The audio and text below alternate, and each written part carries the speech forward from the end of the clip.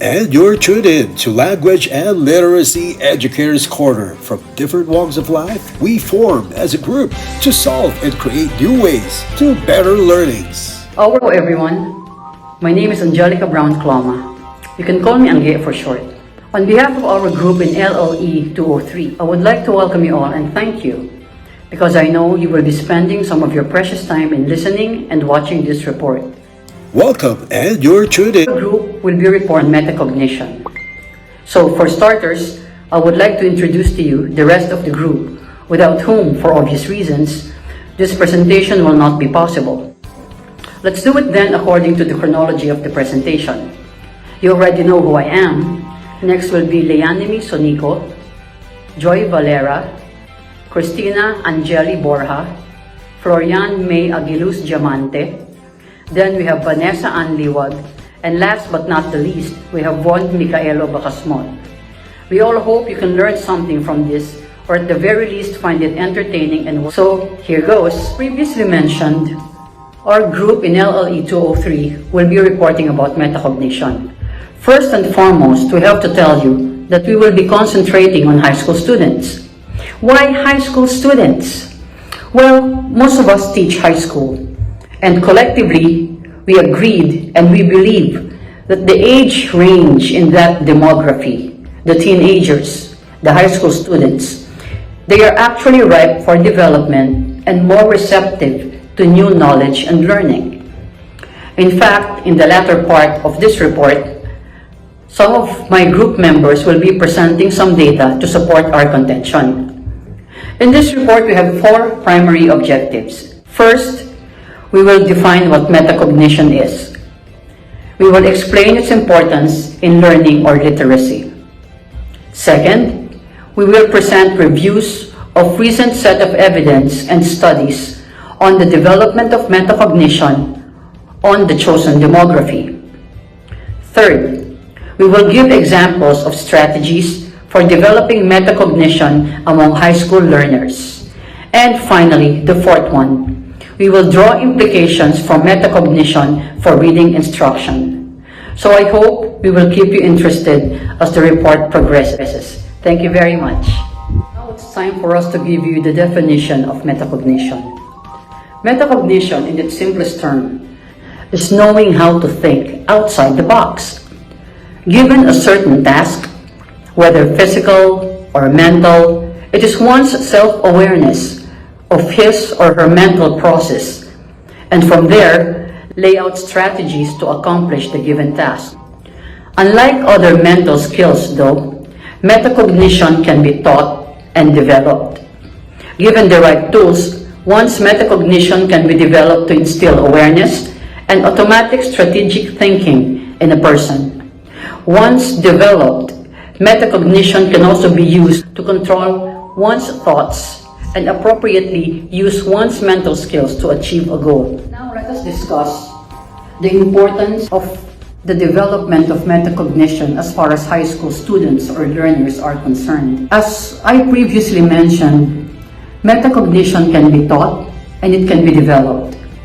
To teach and to develop metacognitive skills among high school students will improve their analytical and strategic skills in comprehending and thereafter fulfilling a certain task.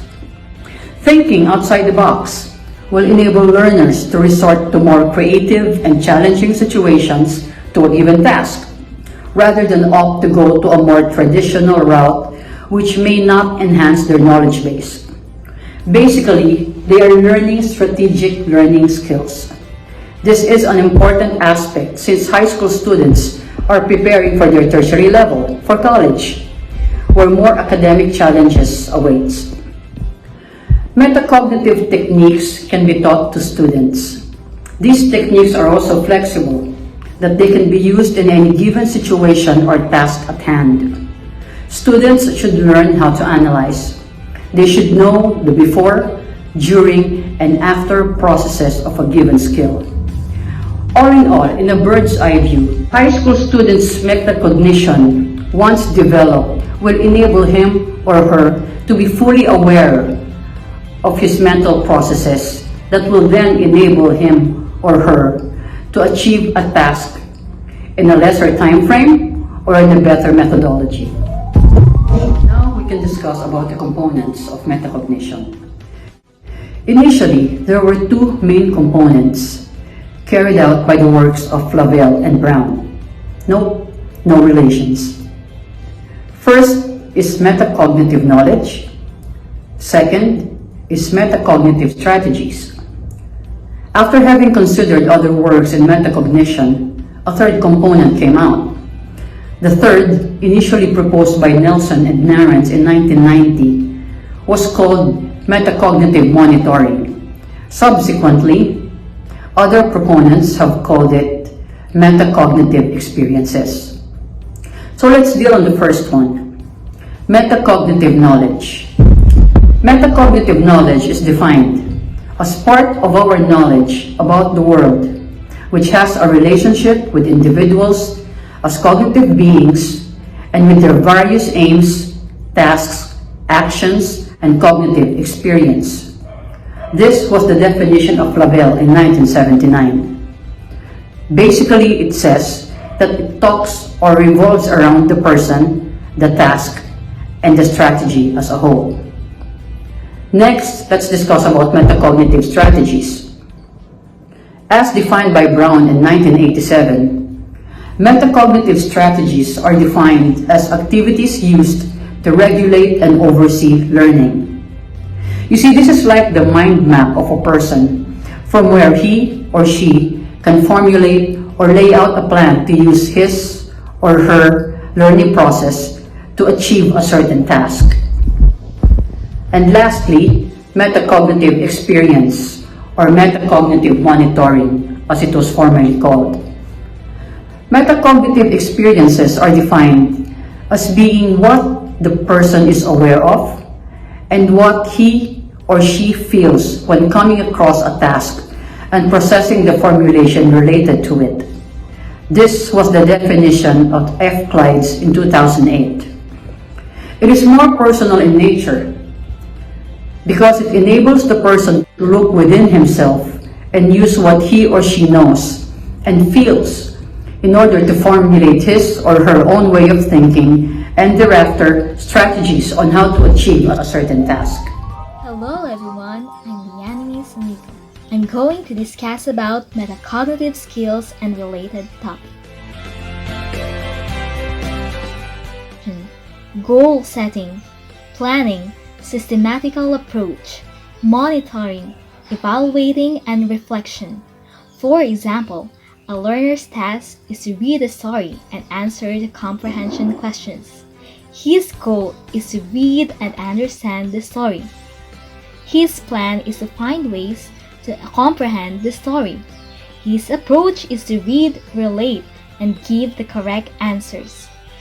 He monitors if he understood the whole story. He evaluates if his answers to the questions are correct. Finally, he reflects on what he has learned from the story. Metacognition has two dimensions, according to Baker and Brown.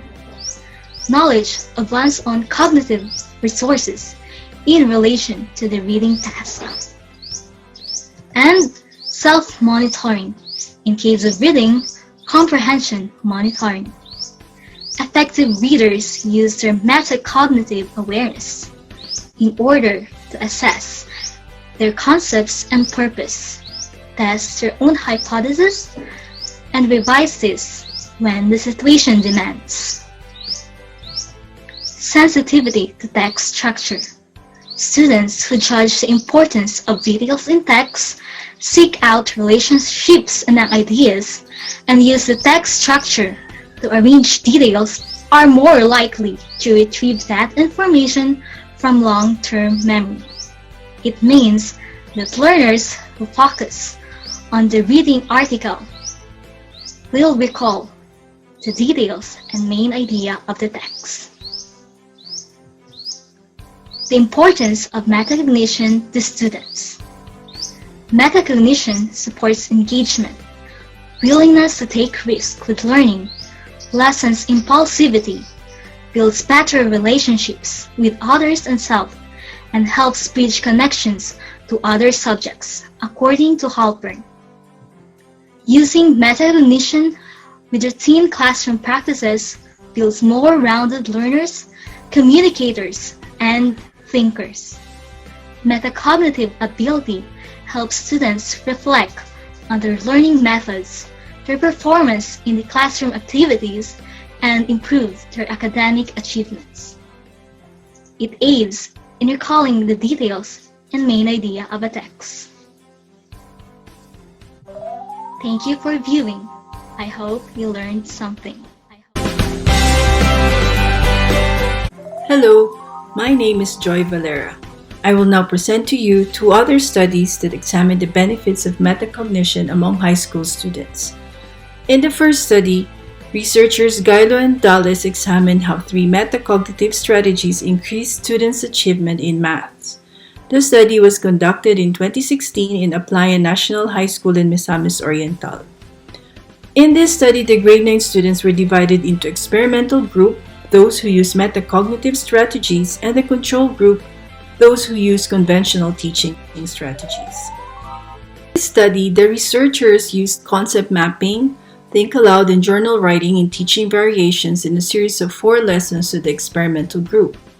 On the other hand, conventional strategies such as knowing, processing, and transferring were used in the control group.